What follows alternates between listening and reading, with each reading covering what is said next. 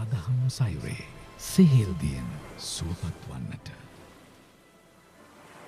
උතුම් බුද්ධ ධම්ම සංඝ යන රත්නත්‍රය සතු සූවිසි මහා ගුණ බලයෙන් සුපින්වත් හැම දෙනාටම නිදුක් නිරෝගී සුව දීර්ඝායුෂ ප්‍රාර්ථනා කරනු ලබනවා. ප්‍රථමව අද දවසේ මේ හෝරාවෙහි අපි බලාපොරොත්තු වන්නේ සද්ධර්ම සාගර සදහම් කතිකාව ආරම්භ කරන්නටයි. ඒ සඳහා මේ උතුම් දම් සභා මණ්ඩපයට වැඩමවා වැඩ සිටින පූජනීය පින්වත් බියගම කොට්ටුන්න ධම්මදස්සී බෞද්ධ මධ්‍යස්ථානාධීශ්වර ත්‍රිපිටකාචාර්ය සද්ධර්මාචාර්ය අවසරයි පූජනීය දොළොස්වල උදිතදීර ස්වාමීන් වහන්සේ සුපින්වත් ඔබ හැම වෙනුවෙන් ඊටාම ගෞරවයෙන් নমස්කාර පූර්වක පිළිගනු ලබනවා. අද දවසේ මේ උතුම් දම් සදහම් කතිකාවත් සඳහා දායකත්වයේ දනු ලබන්නේ සුභානි ඔස්ට්‍රේලියාවේ සිඩ්නි නුවර පදිංචි සුභානි මැදවැල මැතිනිය ප්‍රධාන කොට ඇති ඒ පවුලේ සුපින්වත් හැම දෙනා විසිනුයි. අද දවසේ සදහම් කතිකාව ආරම්භ කරන්නට අපගේ පූජනීය පින්වත් ස්වාමීන් වහන්සේට පින්වත් හැම දෙනා වෙනුවෙන්ම ඊටාම ගෞරවයෙන් নমස්කාර පූර්වකව ආරාධනා කොට සිටිනවා. සුපින්වත් ඔබ හැම දෙනාටමත් උතුම් තුනුරුවන් සරණයි. බුද්ධ ධම්ම සංඝ යන තෙරුවන් සතු සූවිසි මහා ගුණ බලයෙන් නිදුක් වෙත්වා නිරෝග වෙත්වා සුවපත් වෙත්වා දීර්ඝායුෂ ලැබෙත්වා. වැඩසටහන මෙහෙවන පූජනීය විචිත්‍ර ධර්ම කතික දෙල්වල සරණසිරි ස්වාමීන්ද්‍රයන් වහන්සේගෙන් අවසරයි. වාසනාවන්ත කාරුණික සත්පුරුෂ පින්වත්නි, ඊ타ත්ම සද්ධාවෙන් ඊ타ත්ම ගෞරවයෙන් යුතුව සම්බුද්ධ ශාසනය කෙරෙහි ප්‍රසන්න සිතින් යුතුව අද මේ වැඩසටහනෙහි දායකත්වය දරන්නේ ඔස්ට්‍රේලියාවේ සිඩ්නි නුවර පදිංචි සුභානි මැදවෙල මහත්මිය විසිනුයි. ඉතින් එතුමිය බොහෝම සතුටට ප්‍රීතියට පත්වෙන්න විදේශගතව සිටියත් තම මිය පරලොව ගිය පියතුමා ප්‍රධාන ඥාතීන් සිහිපත් කරලා පින් අනුමෝදන් කරන්නටයි මේ උදාර පින්කම සිදු කරනු ලබන්නේ. ඒ නිසා ඒ ගැන හිතලා බොහෝම සතුටට ප්‍රීතියට පත්වෙන්නට ඕනේ. විශේෂයෙන් බෞද්ධයා නාලිකාව දහස් සංඛ්‍යාත පිරිසක් බොහෝම ආදරයෙන් ගෞරවයෙන් යුතුව නරඹනවා. මේ බෞද්ධයා නාලිකාවේ යන වැඩසටහන් තුලින් ලක්ෂ ගණනකට ධර්මය බෙදා දෙන්නට වාසනාව හිමි වෙනවා. ඒ නිසා ඔබතුමිය සතුටු වෙන්න ලක්ෂ ගණනකගේ දෝතට නෙමෙයි හදවතට ආධ්‍යාත්මයට ධර්මය ලබා දෙන්නට අවකාශ සැලසුණා. මගේ ජීවිතයටත් මහේසාක්‍ය පිනක් එකතු වුණා. ඒ පින මෙලොව යහපත පිණිස වේවා, පරලොව සුගතිය පිණිස වේවා, සාන්ත නිවන පිණිස පවතිවා කියලා හිතලා සතුටටපත් වෙන්න.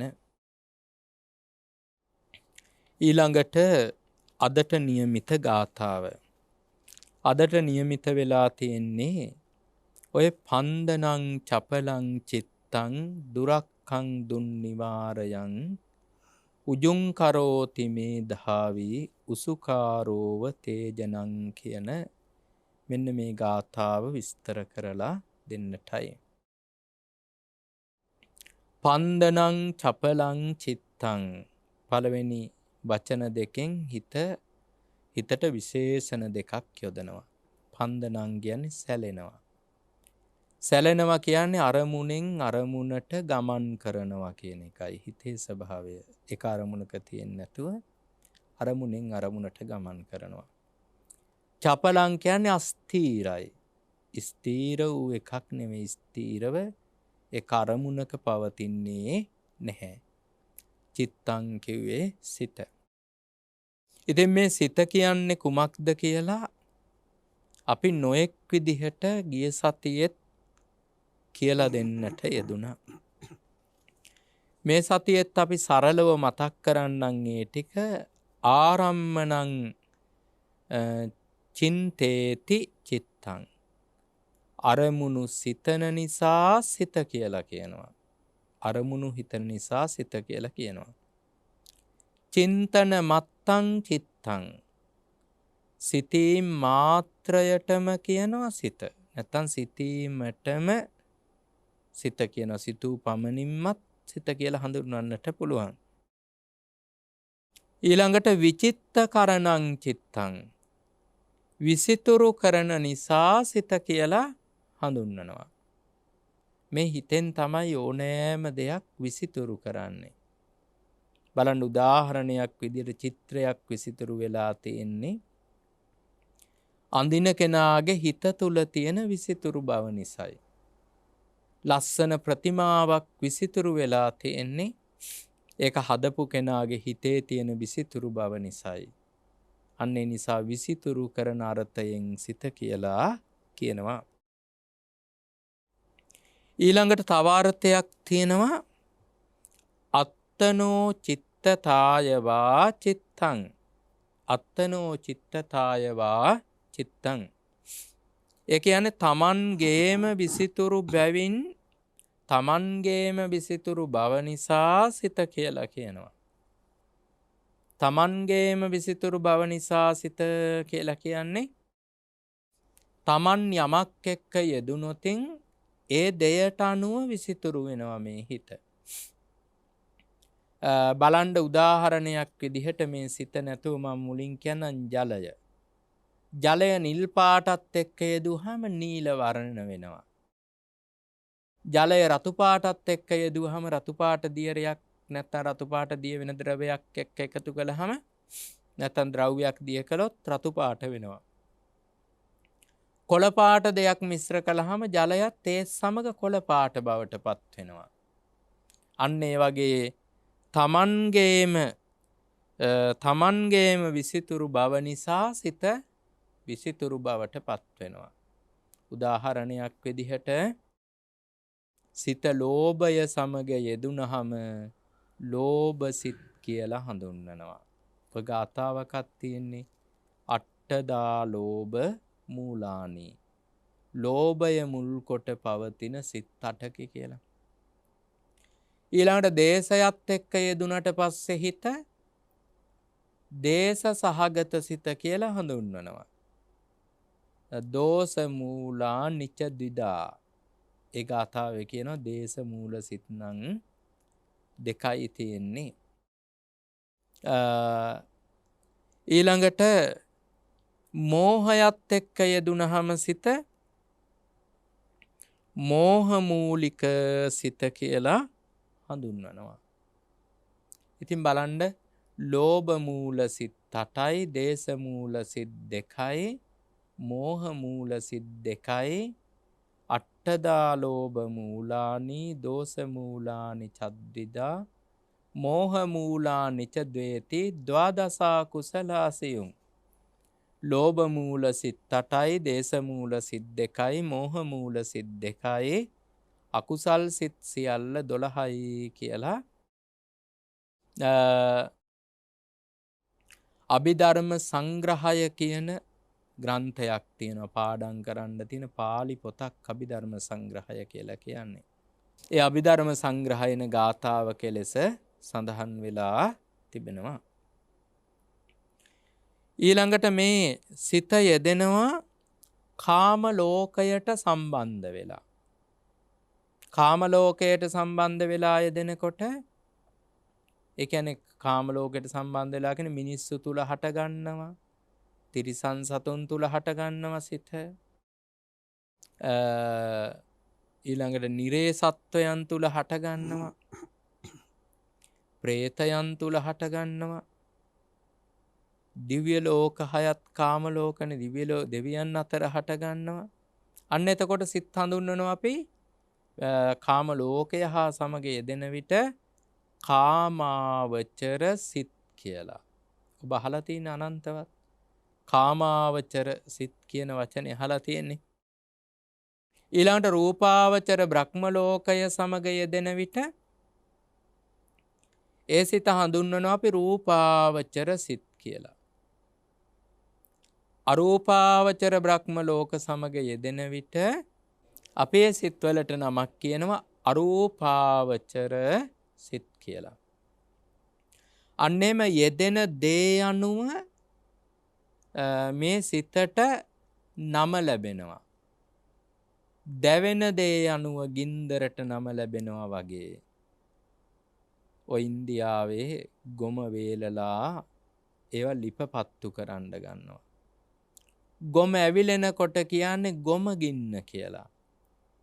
දර ඇවිලෙනකොට කියන්නේ දරගින්න කියලා. තනකොළ ඇවිලෙනකොට කියන්නේ තනගින්න කියලා. ගස් එකින් එකට ඇතිල්ලිලා ඇවිලෙනකොට කියන්නේ ලැව්ගින්න කියලා. අන්නේ ඇවිලෙන දෙයට අනුව ගින්නට නමක් යෙදෙනවා වගේ යෙදෙන දෙයට අනුව විඤ්ඤාණයට නමක් යෙදෙනවා. ලෝභය එක්ක යෙදෙන විට ලෝභසිත. දේශය එක්ක යෙදෙන විට දේශසිත. මෝහය එක්ක යෙදෙන විට මෝහසිත. ඒ වගේම තමයි කුසලය එක්ක යෙදෙන විට කුසල්සිත. අකුසලය එක්ක යෙදෙන විට අකුසල්සිත. අන්න එහෙම කාම ලෝකයේ එක්ක යෙදෙන විට කාමාවචර සිත්. රූප ලෝකයේ එක්ක යෙදෙන විට රූපාවචර සිත්. අරූප ලෝකයේත් එක්ක යෙදෙන විට අරූපාවචර සිත්. මෙන්න මේ තමන්ගෙම විසිතුරු බවින් විසිතුරු වෙන නිසා සිත කියන නම භාවිතා කරනවා කියන එක ධර්මයේ දක්වලා තියෙනවා. ඊළඟට කියනවා චිත්ත කම්ම කිලේසේහි චිත්තං. කර්ම ක්ලේශයන් විසින් කැටි කළ බැවින් සිත නම් වේ. ඒ කියන්නේ කර්ම සහ කෙලෙස් වලින් කැටි වෙච්ච නිසා එකතු වෙච්ච නිසා සිත කියලා හඳුන්වනවා. කර්ම කියන්නේ කුසල් අකුසල් වලට. කෙලෙස් කියන්නේ අවිද්‍යාව, තණ්හා, උපාදාන ආදී කෙලෙස් වලටනේ. බලන්න එතකොට මේ කර්මයන්ගෙන් සහ ක්ලේශයන්ගෙන් යුක්ත වූ දේවල් තමයි මේ සිත කියලා හඳුන්වලා තියෙන්නේ. කුසල් සිත්, අකුසල් සිත් එහෙම කියන්නේ.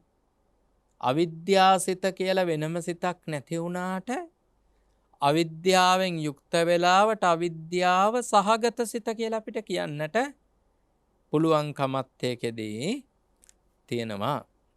ඊළඟට සිත කියලා කියන්නේ කුමක්ද කියලා තවත් විස්තර කරනවා. ඊළඟට කියනවා චිනෝති අත්ත සංතානං චිත්තං. ආත්ම භාවය කියලා ගැනෙන ජවන් චිත්ත පරම්පරාව රැස් කරන නිසා සිත කියන නම භාවිතා කරනවා.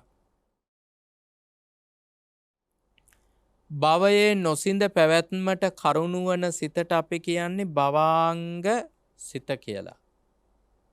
මේ භවාංග සිත කියන එක ඊටාම පිරිසිදුයි. ඒ වගේම භවාංග සිත ඊටාම නිර්මලයි. තථාගතයන් වහන්සේ දේශනා කරන්නට යෙදුන භවාංග සිත පිළිබඳව පබස්සර මිදං භික්කවේ චිත්තං තංචකෝ ආගන්තුකේහි උපක්ඛිලේසේහි උපක්ඛිලිට්ඨං කියලා. මහණෙනි භවාංග සිත ඊටාම ප්‍රභාස්වරයි. ප්‍රභාස්වරයි කියන්නේ පිරිසිදුයි, නිර්මලයි, පාරිශුද්ධයි. තංචකෝ ආගන්තුකේහි උපක්ඛිලේසේහි උපක්ඛිලිට්ඨං. ඒ වුණත් මේ ආගන්තුක වාපු කෙලෙස් වලින් තමයි මේ සිත අපිරිසුදු වෙලා තියෙන්නේ කියලා තථාගතයන් වහන්සේ විසින් දේශනා කරන්නට යෙදුණා. දැන් අපි හැම කෙනෙක්ම ඉපදිලා තියෙන්නේ කුසලයකින්නේ. අන්න ඉපදෙන්න හේතු වෙච්ච කුසලයට සම්බන්ධ ඒ සිතක් ඒ සිත් පරම්පරාවක් මැරෙනකම්ම පවතිනවා. ඒ පරම්පරාවට තමයි අපි මේ භවාංග සිත් පරම්පරාව කියලා කියන්නේ. කියන්නේ අපේ හිතමේ අපි ඉපදෙන්න හේතු වෙච්ච කුසලයත් එක්ක ඒ කුසලයත් එක්ක ඒ සිත ඇති වෙනවා නැති වෙනවා ආයේ ඒකට සම්බන්ධ තව සිතක් හට ගන්නවා. ඒකට සම්බන්ධ තව සිතක් හට ගන්නවා. අන්න එහෙම පවතින්නේ. හරියට නුග ගහක් තිබිලා ඒක මැරීගෙන යනකොට ඒකේ මුලින් තව නුග ගහක් හට ගන්නවා. ඒක මැරෙනකොට ඒකෙන් තව නුග ගහක් හට ගන්නවා. ඒක මැරෙනකොට ඒකේ මුලින් තව නුග ගහක්. එකට සම්බන්ධ නුගකස් පරම්පරාවක්, පිය පරම්පරාවක් වගේ. එකම පරපුරක් වගේ. අර කුසල් සිතකින් ඉපදෙන මේ කුසල් සිතට සම්බන්ධ සිත් පරම්පරාවක්. මේක තමයි මේ භවාංගය. මේක ඊටාම පිරිසුදුයි. මොකද කුසල් සිතක්නේ ඒක. නිර්මලයි ඒක. හැබැයි ඉතින් අපිට රූපයක් පෙනෙනකොට අර භවාංගය හිත වෙනස් වෙලා රූපයට අවධානය යොමු වෙනවා. අන්න ඒකට අපි කියන භවාංග චලනය කියලා කියනවා. භවාංගේ තියෙන සිත වෙන අරමුණක් කෙනෙකු රූපයක් දකිනකොට රූපයට යොමු වෙනවා. ශබ්දය ඇහෙනකොට ශබ්දයට යොමු වෙනවා. ඊට භවාංගේ තියෙන සිත ගන්ධයක් දැනනකොට ගන්ධයට යොමු වෙනවා. රසයක් දැනනකොට රසයට යොමු වෙනවා. පහසක් ලැබෙනකොට පහසට යොමු වෙනවා. ඒකට අපිට භවාංග චලනය කියන වචනේත් භාවිතා කරලා තියෙනවා. ඉතින් මේ වගේ සිත ගැන බොහෝම විස්තර මේක ඇත්තටම විස්තර කරලා දක්වලා තියෙනවා. සනස දැන් ඔව් මෑත කාලීනව බටහිර ලෝකයා තුලත් පෙරදිග ලෝකයේත් මේ සිතෙහි ක්‍රියාකාරීත්වය සහ සිතෙහි සිත පුහුණු කළ යුතුයි කියන කාරණාවන් පිළිබඳව උද්‍යෝගයක් තියෙනවා. එතෙන්දී බොහෝ දෙනෙකුගේ උනන්දුවක් බොහෝ දෙනෙකුගේ විමසිල්ලක් තියෙනවා. හැබෑවටම මේ සිත පිහිටලා තියෙන්නේ කොතනද කියන ප්‍රශ්නේ. දැන් මේ පෙරදිග ලෝකයේ තුල බටහිර ලෝකයේ තුලත් මේ පිළිබඳව විවිධ මතාන්තර විවිධ අදහස් ලෝකයට හෙළි කරනවා. නමුත් බුදුදහමට අනුව බුදුරජාණන් වහන්සේගේ ඉගැන්වීමට අනුව මේ සිත පිහිටලා තිබෙන්නේ කොතනද කියන කාරණාව පිළිබඳව අපි පැහැදිලි කළොත් මං හිතන්නේ මේ පින්වත් පිරිසට හොඳට තේරෙන්න ඇති අපේ ස්වාමින්ද්‍රයන් වහන්සේ අසන ලද ප්‍රශ්නය. බටහිර ලෝකයත් හිත ගැන කතා කරනවා. පෙරදිග ලෝකයත් හිත ගැන කතා කරනවා. බුදුදහමට අනුව සිත පිහිටලා තියෙන්නේ කොහෙද කියලා ප්‍රශ්නය. බුදුදහමට අනුව ඇත්තටම හිත පිහිටලා තියෙන්නේ හදවත තුල. මේ හදවත කියන්නේ මොකක්ද කියලා දන්නවනේ. හાર્ට් එක කියලා අපි කියන්නේ හෘදේ වස්තුව. නැත්නම් හෘද මාංශය කියන වචනේ අපි භාවිතා කරනවා.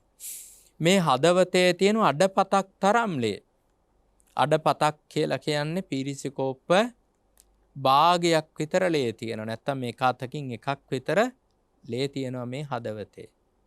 මේ අඩපතක් තරම් වූ ලේ ධාතුව ඇසුරු කරගෙන තමයි සිත හටගන්නේ, සිතුවිලි හටගන්නේ, සිත පවතින්නේ, සිතුවිලි පවතින්නේ. ඒක නිසා බුදුදහමට අනුව සිත පවතින්නේ හදවත තුල.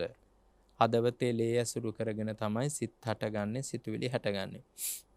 බුදුදහමට අනුව විතරක් නෙවෙයි පෙරදිග තියෙන හැම ආගමකම උගන්වන්නේ හදවත තුල හිත පවතිනවා කියන කාරණාව.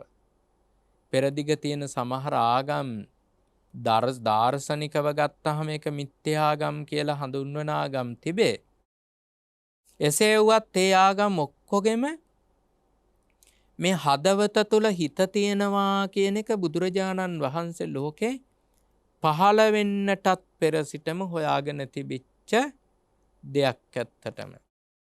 බටහිර පහළ වෙච්ච ආගම්වල නම් හිත ගැන ලොකුවට හිතලම නෑ කියලයි කියන්නට තියෙන්නේ.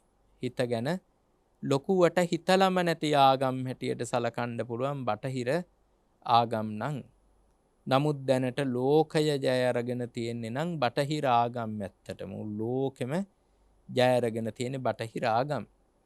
නමුත් ඔවුහු සිතීමේ හැකියාවට යම් යම් බාධා පැමිණෙව්වා මිස තමන්ගේ හිතීමේ හැකියාව තමන් විසින් කරන්නක් නොව එය නොපෙනෙන බලවේගයක් විසින් කරවන්නක් බවයි ඒ බටහිර ආගම්වල තිබෙන ඉගැන්වීම.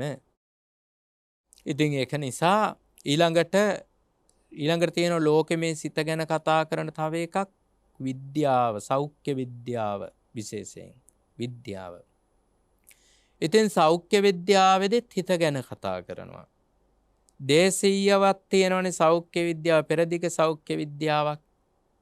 නැත්නම් පෙරදිග වෙදකම කියලා කියන්න පුළුවන්නේ. දැන් අපි ඒක මේ ලංකාවේ නම් කොටස් දෙකකට බෙදාගෙන සමහර වෙලාවට මරා ගන්න වගේ හදනවා. ආයුර්වේද වෙදකමය, හෙළ වෙදකමය කියලා. එම දෙකක් තිබිලා තියෙනවා. අතීතේ දැනුත් තියෙනවා නැත්තේ නෑ. ඒ වුණාට දැනට ආයුර්වේද කියන පොත්වල මේ හෙළ වෙදකමට අදාළ වෙදකනුත් තියෙනවා. හෙළ වෙදකම කියන අය ආයුර්වේද වෙදකනුත් කරනවා. එහෙම කරගෙන තමන් වෙන වෙනම නම් වලින් හඳුනා ගන්නට ගන්න උත්සාහය එතරම්ම වැදගම්මක් නෑ කියලත් හිතෙනවා. අර සත්ත්ව කුල පාරිශුද්ධත්වයක් ඒ කොටස් දෙකටමනේ අපි ආයුර්වේද අපි හෙළ වෙදකමින් අරගෙන නෑ මුකුත් කියලා කියන්න පුළුවන් කමක් නැහැ.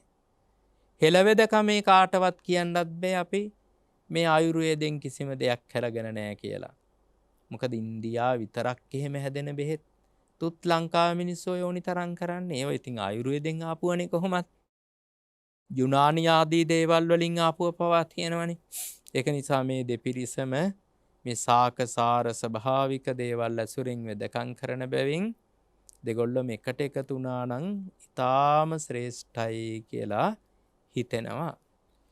කෙසේ නමුත් වෙදකමත් එහෙම පෙරදිග බටහිර කියලා කොටස් දෙකයි. පෙරදිග වෙදකම් වලින් ආයුර්වේද වෙදකම සහ දේශීය වෙදකම කියන හෙළ වෙදකම කියන දෙකේ ඒකෙත් හොයාගෙන තියෙනවා හිත පිළිබඳව.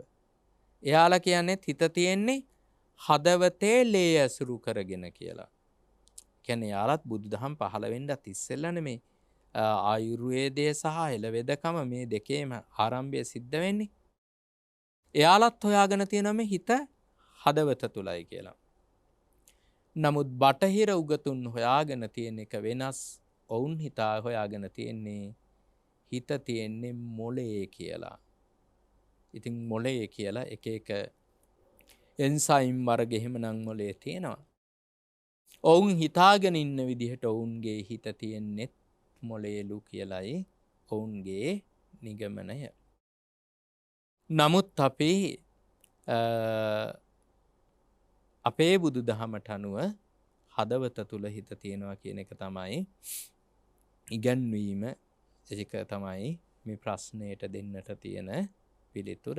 ඊළඟට අපි බලමු බුදු දහමේ උගන්වනවා ලෝභ සිත්, දේශ සිත්, මෝහ සිත් කියලා සිත් උගන්වනවනේ. ඉස්සෙල්ලාම උගන්වනවා අට්ඨදා ලෝභ මූලානි කියලා ලෝභ මූල සිත් 8ක් තිබෙනවා කියලා උගන්වනවා. මොනවද ලෝභ මූල සිත් 8? ඒක බොහෝම ලස්සනට පාලියෙන්ම පාඩම් කරගන්නට ඕනේ. මෙන්න මෙහෙමයි පාලියෙන් පාඩම් කරගන්නේ. සෝමනස්ස සහගත දිට්ඨිගත සම්පයුත්ත අසංකාරික මේකං සසංකාරික මේකං. බණ්ඩ පාඩම් කරගන්න ඇති පළවෙනි සිත් දෙක. සෝමනස්ස සහගත දිට්ඨිගත සම්පයුත්ත අසංකාරික මේකං සසංකාරික මේකං. ඔන්න දෙකයි. ගැන සෝමනස්ස සහගත දිට්ඨිගත සම්පයුත්ත අසංකාරික සිත, සෝමනස්ස සහගත දිට්ඨිගත සම්පයුත්ත සසංකාරික සිත කියලා දෙකයි. ඊළඟට තියෙනවා සෝමනස්ස සහගත දිට්ඨිගත විප්පයුත්ත අසංකාරික සිත, සෝමනස්ස සහගත දිට්ඨිගත විප්පයුත්ත සසංකාරික සිත. ඒකත් කෙටියෙන් පාඩම් කරගන්නේ සෝමනස්ස සහගත දිට්ඨිගත විප්පයුත්ත අසංකාරික මේකං සසංකාරික මේකං අන්න එම කෙටියෙන් එක පාලියෙන් මතක තියා ගන්නවා. ඊළඟට තියෙන උපේක්ඛා සහගත දිට්ඨිගත සම්පයුත්ත අසංකාරික සිත. උපේක්ඛා සහගත දිට්ඨිගත සම්පයුත්ත සසංකාරික සිත. උපේක්ඛා සහගත දිට්ඨිගත විප්පයුත්ත අසංකාරික සිත. උපේක්ඛා සහගත දිට්ඨිගත විප්පයුත්ත සසංකාරික සිත. මේවට අපි කියන ලෝභ මූල සිත් 8 කියලා හඳුන්වනවා. මේ වෑදි 1 2 3 4 කියන අංක වලින් ගැලපෙන සිත් සැප වේදනාවෙන් යුක්තයි. සැප වේදනාවෙන් යුක්ත නිසා අපි ඒවට කියනවා සෝමනස්ස සහගත කියලා. සෝමනස්ස සහගත කියන්නේ සැප වේදනාවෙන් යුක්තයි. නැත්නම් සතුට තියෙනවා, සොම්නස තියෙනවා, ප්‍රීතිය තියෙනවා කියන අර්ථයෙන් 1 2 3 4 කියන අංක වලින් කියවුන සිත් සතුටෙන් සැප වේදනාවෙන් යුක්ත නිසා සෝමනස්ස සහගත කියලා හඳුන්වනවා. ඒ මානසික සුඛ වේදනාව හා ඒකුප්පාද නිරෝධ ඒකාරම්භන වත්තුක යන සිව්වවුරකින් යෙදෙන නිසා තමයි සහගත කියලා කියන්නේ. දැන් බලන්න බොහොම ලස්සනයි අර්ථය. දැන් වචනේ සෝමනස්ස සහගතනේ. සෝමනස්ස කියන්නේ සැප වේදනාවෙන් යුක්තයි කියන එකයි. සැප වේදනාව කියන එක තමයි සෝමනස්ස සහගත කියන්නේ. සෝමනස්ස කියලා කියන්නේ. ඊළඟ වචනේ දෙවෙනි වචනේ සහගත. සෝමනස්ස කියන්නේ සැප වේදනාවට, සහගත කියන්නේ මොකද්ද? සහගත කියලා කියන්නේ සැප වේදනාව සමග උපදිනවා. අන්න සහගත කියන්නේ ඒකයි. මේ කියන සිත සැප වේදනාව සමග ඉපදෙනවා. ඊළඟට මේ කියන සිත සැප වේදනාව සමගම නිරුද්ධ වෙනවා.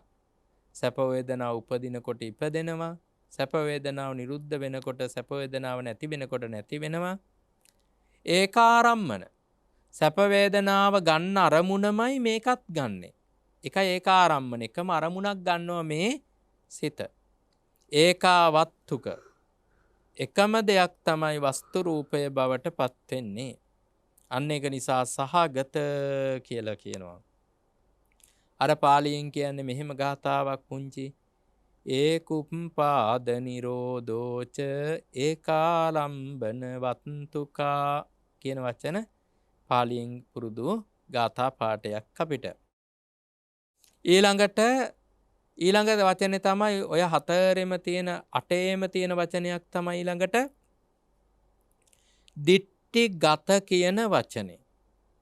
දිට්ඨිගත කියන්නේ මේ සිත් මිත්‍යා දෘෂ්ටිය පෙරපසු නොවි ඒකුප්පාදාදී කියපු විදිහට යෙදෙනවා. ඒ කියන්නේ මේ සිත් හැම එකකම මේ සිත් 8ෙම දිට්ඨිගත කියන්නේ මිත්‍යා දෘෂ්ටිය. මේ සිතක් ඉපදෙනකොට මිත්‍යා දෘෂ්ටිය උපදිනවා. ඒ සිත නැති වෙනකොට මිත්‍යා දෘෂ්ටිය නැති වෙනවා. ඒකුප්පාද නිරෝධෝච. යම් මේ සිත යම් දෙයක් අරමුණු කරනවා නම් ඒ මිත්‍යා දෘෂ්ටියත් අරමුණු කරනවා. අන්න මිත්‍යා දෘෂ්ටියෙන් යුක්ත නිසා තමයි දිට්ඨිගත සම්පයුත්ත කියන වචනේ යොදලා තියෙන්නේ. ඊළඟට අසංකාරික කියලා කියනවනේ. పూర్ව ප්‍රයෝග රහිත බව. අසංකාරික කියන්නේ పూర్ව ප්‍රයෝගයක් නෑ. කිසිම වෙහෙසවීමක්, මහන්සි වීමක්, කාගේවත් මෙහෙයවීමක් නැතුව කියන එක තමයි අසංකාරික. සසංකාරික කියලා මේවා යෙදෙනවා. සසංකාරික කියන්නේ මෙහෙයවීමක් ඇති කියන අර්ථය තියෙන වචනයක් තමයි සසංකාරික කියලා හඳුන්වන්නේ. දැන් බලන්න එහෙනම් දිට්ඨිගත කියන වචනේ තේරුණා මිත්‍යා දෘෂ්ටි. සහගත කියන්නේ යුක්ත. සමහර ඒවාදී තියෙන සෝමනස්ස සහගත දිට්ඨිගත විප්පයුත්ත. සෝමනස්ස සැප වේදනාව තියෙනවා. හැබැයි දිට්ඨිගත විප්පයුත්ත මිත්‍යා දෘෂ්ටිය නැහැ. ඒ කියන්නේ සමහර වෙලාවට ලෝභ සිත් හට ගන්නවා මිත්‍යා දෘෂ්ටිය නැතුව. මිත්‍යා දෘෂ්ටි ඇතුව හට ගන්න ලෝභ සිත් තියෙනවා. මිත්‍යා දෘෂ්ටිය නැතුව හට ගන්න ලෝභ සිත් තියෙනවා. ඒ කියන්නේ මිත්‍යා දෘෂ්ටිය නැතුව හට ගන්න ලෝභ සිත් කියලා කියන්නේ දැන් අපේ හිත තුල ආසාවක් හට ගන්නවා. තණ්හාවක් හට ගන්නවා. ක්ලේශයක් හට ගන්නවා. නමුත් අපේ තුල මිත්‍යා දෘෂ්ටියක් නෑ ඒ සම්බන්ධව. මේ සිත ඇති කළා දුන්නේ දෙවි කෙනෙක් දෙවියන්ගේ කැමැත්තට අනුව තමයි හැම දෙයක්ම සිද්ධ වෙන්නේ. ඔය වගේ මිත්‍යා දෘෂ්ටියකුත් නෑ. ඒ වගේම වෙන මිත්‍යා දෘෂ්ටියක් ඇත්තෙත් නෑ. මේ ලෝභ සිත් හිතුවට පව් නෑ, අකුසල් නෑ, අපාගාමි වෙන්නේ නෑ. එමත් තියෙන මිත්‍යා දෘෂ්ටිකයෝ ඉන්නවනේ. ඔවා සාමාන්‍ය දේවල් නේ ඉතින් මිනිස්සුන්ට කියලා හිතන. අන්න දිට්ඨිගත සම්පයුත්ත කිව්වේ ඒකයි. මිත්‍යා දෘෂ්ටියක් එක මේවා සාමාන්‍ය දේවල්. ඒවා ගණන් ගන්න දෙයක් නෑ. එහෙම හිතලා අර දිට්ඨිගත වෙනවා.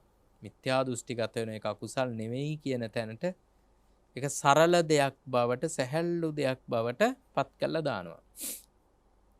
ඉතින් මේ දිට්ඨිගත විප්පයුත්ත කියලා කිව්වේ මේ මිත්‍යා දෘෂ්ටියෙන් තොරවීම කියන අර්ථය පැහැදිලි කළා දෙන්නට තමයි මේ වගේ ඒ විප්පයුත්ත කියන වචන යොදලා තියෙන්නේ. ඉතින් මිත්‍යා දෘෂ්ටිය සම්බන්ධ සිත් 4යි මිත්‍යා දෘෂ්ටි සම්බන්ධ නැති සිත් 4යි. උපේක්ඛා සහගත කියලා මේ සිත්වල යෙදුන එකෙන් අදහස් කරන්නේ උපේක්ෂාවෙන් යුක්ත කියන අර්ථය නැත්තම් මධ්‍යස්ථ බව කියන අර්ථය තමයි එයින් අදහස් කරලා තියෙන්නේ. ඊළඟට බලමු අපි දැන් ලෝභ සිත් 8යිනේ. අපිට හටගන්න පුළුවන් යම් කිසි දෙයක් කෙරෙහි තණ්හාවක් ආසාවක් ඇති වෙන විට ඔය ලෝභ සිත් 8ම හෝ 8න් කීපයක් හෝ හටගන්න පුළුවන්. අපි පුළුවන් නම් උත්සාහ කරලා බලන්න ඕනි යමකට ආසාවක් තණ්හාවක් ඇති වුනහම මේ සිත් 8න් මොන සිද්ද මට හටගත්තේ කියන එක විමසලා බලන්න පුළුවන් කමක් තියෙනවා නම් ඒක ඊටාම වටිනවා කියන එක මේ අවස්ථාවේ සිහිපත් කරන්නට කැමැතියි. එහෙම හටගන්න මොහොත විමසා බලන්නට බැරි නම් Taman එක දේවල් අරමුණු කරවත් මේක මෙනෙහි කරන්න පුළුවන් නම් හොඳයි. අපි තුමු උදාහරණයක් විතර ඔබ පිරිමි දරුවෙක් කියලා හිතන්න ඔබ කැමති වටිනා කියන දිග කලිසමක් තියෙනවා. දැන් ඔබ දිග කලිසම හිතට ගන්නවා, හිතා ගන්නවා දිග කලිසම පිළිබඳව. ඒක ලස්සනට නමලා මැදලා දැන් දිග කලිසම තියෙනවා. දැන් ඔබ හිතනවා ඒ දිග කලිසම පිළිබඳ හිතට ගන්නවා ඒකේ ඡායා රූපයක් වගේ. දැන් හිතට අරගෙන ඔබ බලනවා මේ කලිසම සම්බන්ධ වෙලා සෝමනස්ස සහගත.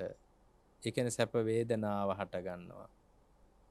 දිට්ඨිගත සම්පයුත්ත. දිට්ඨිගත සම්පයුත්ත කියන්නේ මිත්‍යා දෘෂ්ටියෙන් යුක්ත සිත්. දිට්ඨිගත සම්පයුත්ත අසංකාරික සිත වෙන කෙනෙක්ගේ මෙහෙයුමකින් තොරව මමමයි හිතලා මේ කලිසම ගත්ත. ඒක නිසා අසංකාරික සිතක් හට ගන්නවා. මිත්‍යා දෘෂ්ටියෙන් යුක්ත. මිත්‍යා දෘෂ්ටිය කියන්නේ මම මේක ගත්තා, මේක මගේ, මේක මට අයිති. අර සත්පුද්ගල අදහස එකත් එක මිත්‍යා දෘෂ්ටියන්නේ. අන්න එහෙම බලලා හිටන් තේරුම් ගන්නවා මෙන්න මේ සිත මේ හටගන්නේ. ඊළඟට තමන්ම හිතලා ගන්න නැතු වෙන කෙනෙක් මේ කලිසම ගෙනහැල්ලා දුන්නා නම් එහෙම මෙන්න මේ බලන්න මේ කලිසමට වෙලා තියෙන දේ කියලා. අන්න එතකොට සසංකාරික සිතක්නේ. ආන් එතකොටත් ඒක මෙනෙහි කරලා බලනවා මෙන්න මේ සිතයි මේකේ හටගන්නේ. අන්නේ වස්තුවක් මවාගෙන හරි මේවා මෙනෙහි කර මේ සිතට තේරුම් ගන්න පුළුවන් නම් ඒක හරිම වටින අනාගත කාලෙදී මේ චිත්තානුපස්සනාව දියුණු කර ගැනීමට. තමන් අර යමක් කරමුණු කරගෙන මේක හටගන්න හැටි Taman තේරුම් ගන්න මහන්සි ගන්නට ඕනේ. රූපයක් ඔස්සේ හටගන්න හැටි, ශබ්දය ඔස්සේ මේ යට හටගන්න හැටි, ගන්ධයක් ඔස්සේ මේ යට හටගන්න හැටි, ඊළඟ දිවට දැන් රසයක් ඔස්සේ මේ යට හටගන්නේ කොහොමද? කයට ලැබෙන පහස ඔස්සේ මේ යට හටගන්නේ කොහොමද? අන්න හොඳට විමසලා බලන්න පුරුදු වෙන්න පුළුවන් නම් ඒක ඇත්තටම චිත්තානුපස්සනාවක්. අනාගතයේදී චිත්තානුපස්සනාව ගැඹුරෙන් කරන්න බොහොම ගැඹුරට මේක පුරුදු කරන්න අනිවාර්යෙන් උපකාරී වෙන බව මතක තියාගන්න ඕනේ. එහෙම හිතලා මේ සිතට දකින්න උත්සාහ කරන්න පුළුවන් නම් යමක් මවාගෙන හෝ කියන එක මේ අවස්ථාවේ අපි සිහිපත් කරනු ලබනවා. ඊළඟට තියෙනවා දෝමනස්ස සිත් දෙකයි. දෝමනස්ස සහගත පටිඝ සම්පයුත්ත අසංකාරික සිත, දෝමනස්ස සහගත පටිඝ සම්පයුත්ත සසංකාරික සිත. දෝමනස්ස සහගත කියන්නේ දේශයෙන් යුක්ත, පටිඝ සම්පයුත්ත පටිඝ සම්පයුත්ත දෝමනස්ස කියන එක මෙතෙන්දි දේශය නෙවෙයි අදහස් කරන්නේ. එක මම මුලින් කිව්වට දෝමනස්ස කියන්නේ දුක් වේදනාව, දුක් වේදනාව.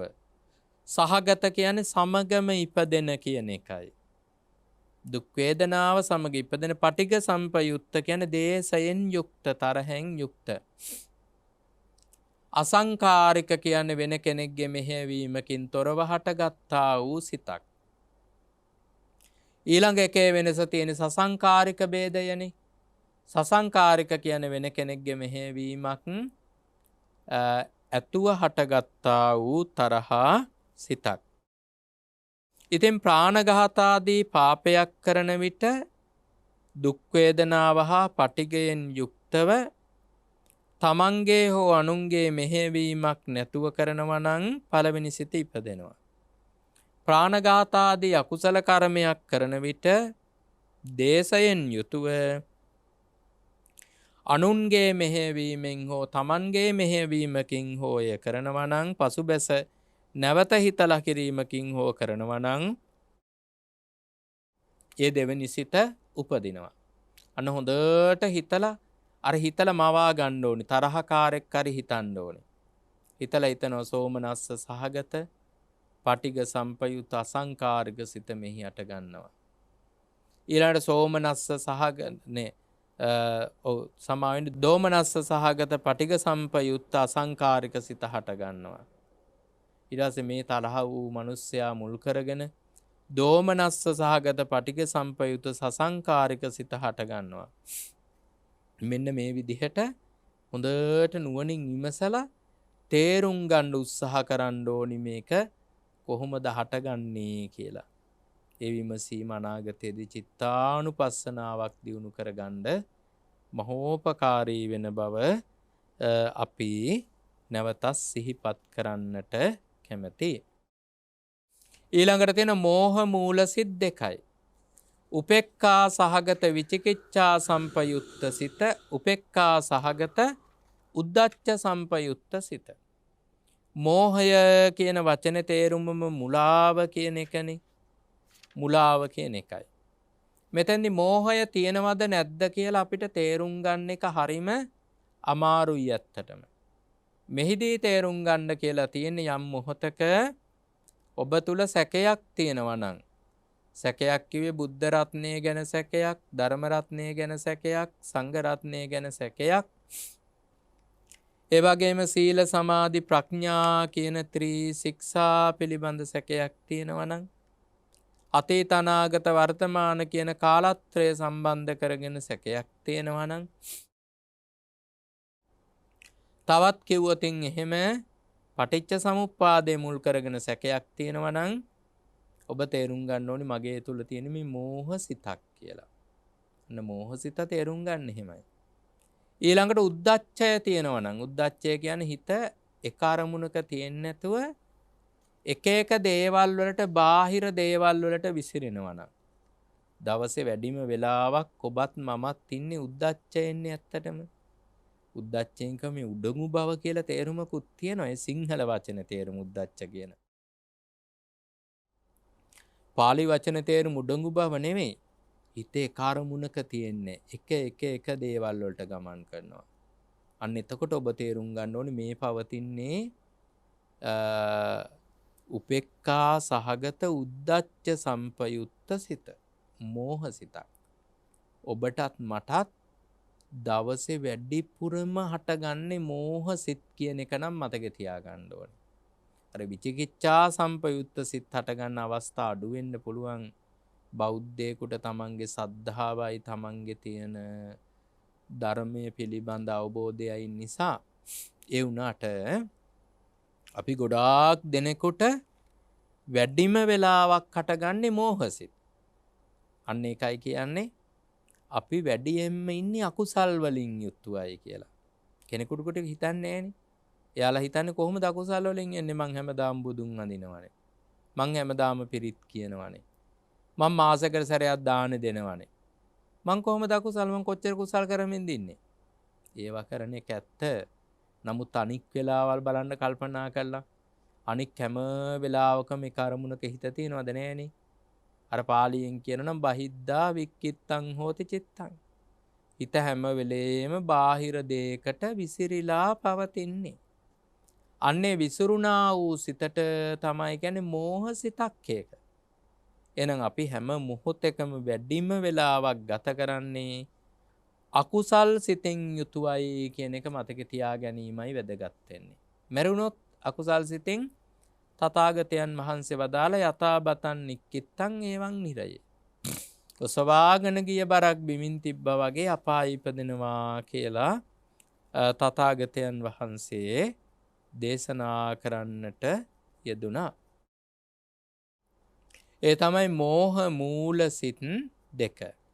දැන් බලන්න අපි ඉගෙන ගත්ත ලෝභ මූල සිත් 8යි. ඊළඟ දේශ මූල සිත් 2යි.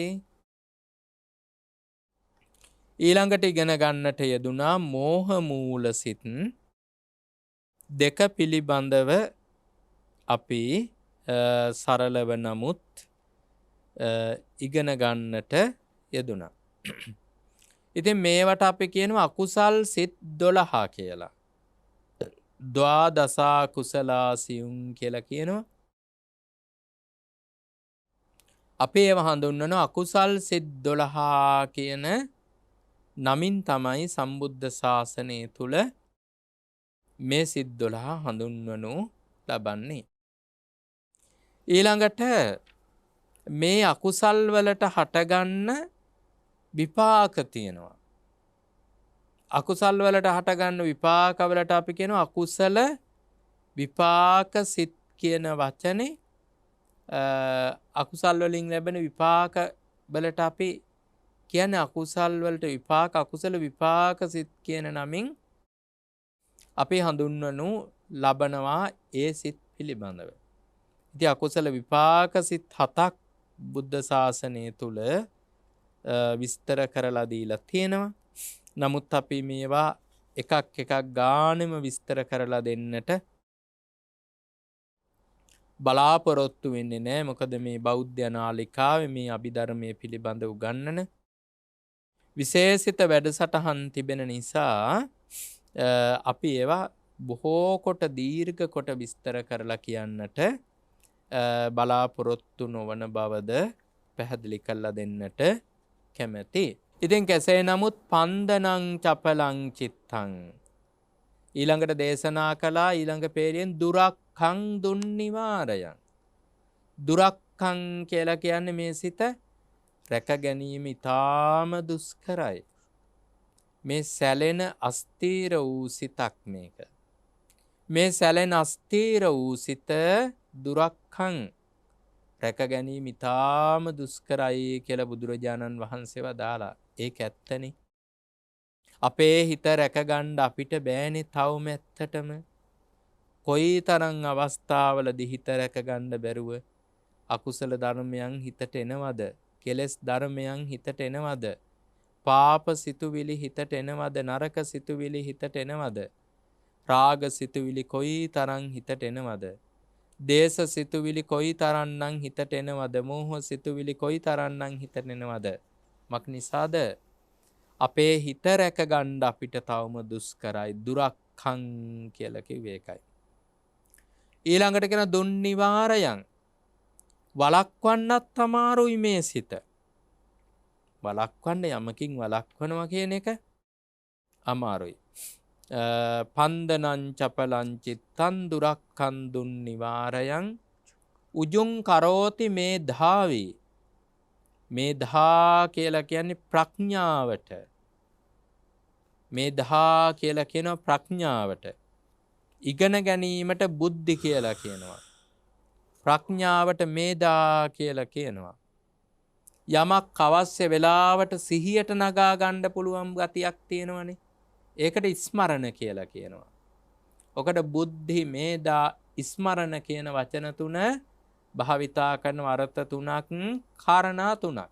එකක්ම නෙමෙයි.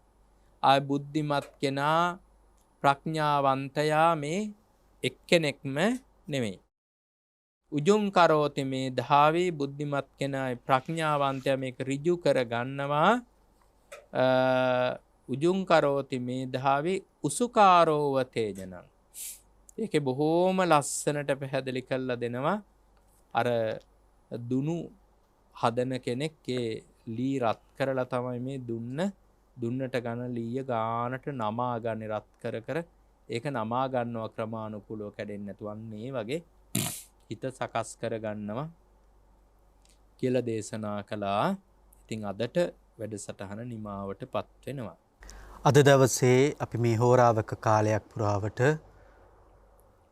රැඳී සිටියේ, ශ්‍රවණය කරන්නට, ඉගෙන කියා ගන්නට යෙදුනේ ලෞතර බුදුරජාණන් වහන්සේ මූලිකවම අනුශාසනා කොට වදාළ ප්‍රධානතම කාරණාවක් වෙච්ච මේ සිත රැක ගැනීම, සිත පාලනය කර ගැනීම, සිත අපේ අවශ්‍ය කුසල් අරමුණක් මත පිහිටුවා ගැනීම කියන කාරණාවන් පිළිබඳව විශේෂයෙන් අද දවසේ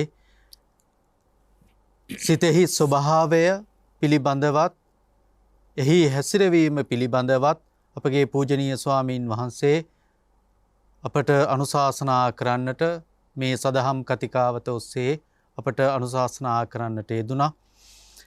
අද දවසේ මේ උතුම් සද්ධර්ම සාගර සදහම් කතිකාව සඳහා අපට අනුශාසනා කරන්නට වැඩමවා වදාළේ බියගම කොට්ටුන්න කල්යාණි මාවතේ දමදසී බෞද්ධ මධ්‍යස්ථානාධීශ්වර ත්‍රිපිටකාචාර්ය සද්ධර්මාචාර්ය අවසරයි අපගේ පූජනීය පින්වත් දොළොස්වල උදිතදීර ස්වාමීන් වහන්සේ. උන්වහන්සේටත් අප විසින් රැස් කරගත්ත මේ මහෝත්තම ධර්ම දානමය කුසලය අනුමෝදන් කරමු. උන්වහන්සේගේ සියලු ශාසනික කාර්යයන් ਸਰව ප්‍රකාරයෙන්ම සාර්ථක කරගන්නට නිදුක් නිරෝගී සුව දීර්ඝායු වේවා කියන ප්‍රාර්ථනාවද ඇතුව, ඒ වගේම අද දවසේ මේ උතුම් සදහම් කතිකාව සඳහා දායකත්වයේ දරනු ලබන්නේ ඔස්ට්‍රේලියාවේ සිඩ්නි නුවර පදිංචිව සිටින සුභානි මැදවැල මහත්මිය ප්‍රධාන ඒ පින්වත් පිරිසයි. ඒ පින්වත් හැම දෙනාටම පුණ්‍යානුමෝදනා කරන්නට, ආශිර්වාද කරන්නට අපගේ පූජනීය දොළොස්වල උදිතදීර ස්වාමීන් වහන්සේට පින්වත් හැම දෙනා වෙනුවෙන්ම ඊටාම ගෞරවයෙන් නමස්කාර පූර්වකව ආරාධනා කොට සිටිනවා. අපේ පින්වත් හැම දෙනාටමත් උතුම් තුනුරුවන් සරණයි. නිදුක් නිරෝගී සුව දීර්ඝායුෂ ලැබේවා. අද ඊ타මත්ම සද්ධාවෙන්, ඊ타මත්ම ගෞරවයෙන් දේශනාවේ දායකත්වය ඔස්ට්‍රේලියාවේ සිඩ්නි නුවර පදිංචි සුභානි මැදවෙල මහත්මිය. එතුමිය බලාපොරොත්තු වෙනවා බණ්ඩාරවෙල බැලිමඩ පාර 2 කණුවේ පදිංචි සුරංගි නිවසේ පදිංචිව සිට මීට වසර 2කට පෙර අභාව ප්‍රාප්ත වූ විශ්‍රාමික ගුරු ප්‍රේමදාස සමරකෝන් මහත්මාට පින් අනුමෝදන් කරන්න, ඒ වගේම භාර්යාවන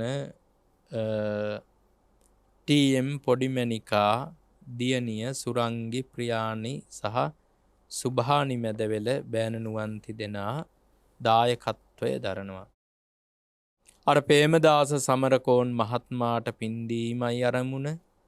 ඒ අරමුණෙන් යුතුව දායකත්වය දරන්නේ MT පොඩිමැණිකා දියණියන් වන සුරංගි ප්‍රියානි සුභානි මැදවෙල කියන අයත් බෑනාවරුති දෙනාත් තමයි දායකත්වය. ඒ ආදරණීය පියාණන් වහන්සේට ප්‍රේමදාස සමරකෝන් මහත්මාට විශ්‍රාමික පාඨශාලාචාර්යතුමන්ට මේ පින් ඒකාන්ත කොට දැනේවා පෙනේවා ලැබේවා අනුමෝදන් වේවා. එතුමන්ගේ පරලෝක ජීවිතය වාසනාවන්ත වේවා සැප බහුල වේවා සසර සුවපත් වේවා සසර දුකින් අත් මිදේවා ලෝකෝත්තර අජරාමර අමා මහ නිවනින් සැනසීම ලබත්වා කියලා සාදු කියලා ප්‍රාර්ථනා කරමු. ඒ දායකත්වයේ දරනු ලබන TM පොඩිමැණිකා මහත්මියටත් එතුමියගේ දියණියන් වන සුරංගි ප්‍රියානි සුභානි කියන මැදවෙල පවුලේ හැම දෙනාටමත් බෑනාවරුන් තිදෙනාටත් පින් අනුමෝදන් කරනවා.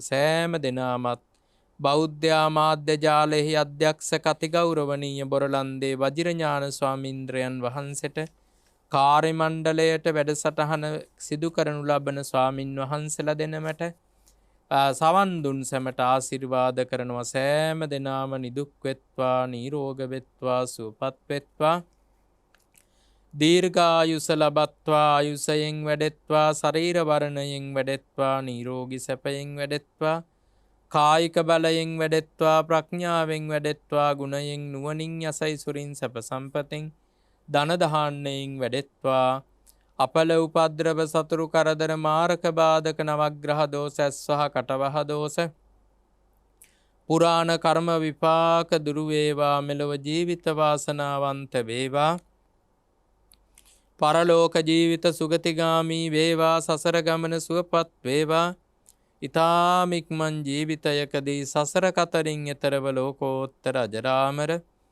අමා නිර්වාණය අවබෝධ කරගන්න මේ පින් හේතු වාසනා වේවා කියලා සාදු කියා ප්‍රාර්ථනා පිහිටවමු. ඒ වගේම විරූඪ විරූපාක්ෂ වෛශ්‍රවණ දතරාෂ්ට සක්‍ර දේවේන්ද්‍ර මතු බුදු වෙන මහ බෝධිසත්වයන් වහන්සේ ඇතුළු සදෙව් ලෝකවාසී දෙවියෝද ආර්ය සුමන සමන් දෙවියන්ට ශාසන භාරධාරී විෂ්ණු දෙවියන් පරාත් භාර විභීෂණ දෙවියන් රුහුණ බාර කතරගම දෙවියන් වන්නිය බාර අයියනායක දෙවියන් අලුත් නුවර දැඩිමුණ්ඩ දෙවියන් ගම්බාර දෙවියන් සරස්වති මෑණියන් පත්තිනි මෑණියන් අපේ ජීවිත සුරකින අපේ ඉෂ්ඨකාමී හිතකාමී ආරක්ෂක දෙවිවරු ඇතුළු සියලු දෙවියන්ට මේ පින් පෙත් අත්පත් වේවා. දෙවියන්ගේ දිව්‍ය සැප සම්පත් යසයිසුරු වර්ධනය වේවා. දෙවියන්ගේ ආශිර්වාදයේ රැකවරණේ ආරක්ෂාව සකසා ලබා දෙත්වා. දෙවියෝ දජරාම රමා මහ නිමනින් සැනසීම ලබත්වා කියලා ප්‍රාර්ථනා කරමු.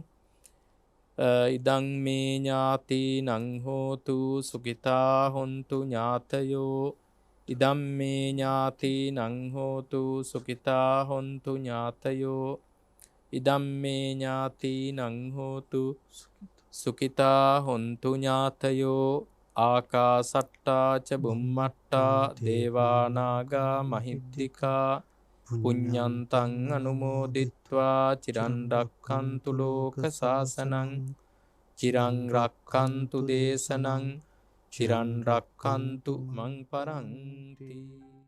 සදහම් සයුරේ සිහිල් දියෙන් සුවපත් වන්නට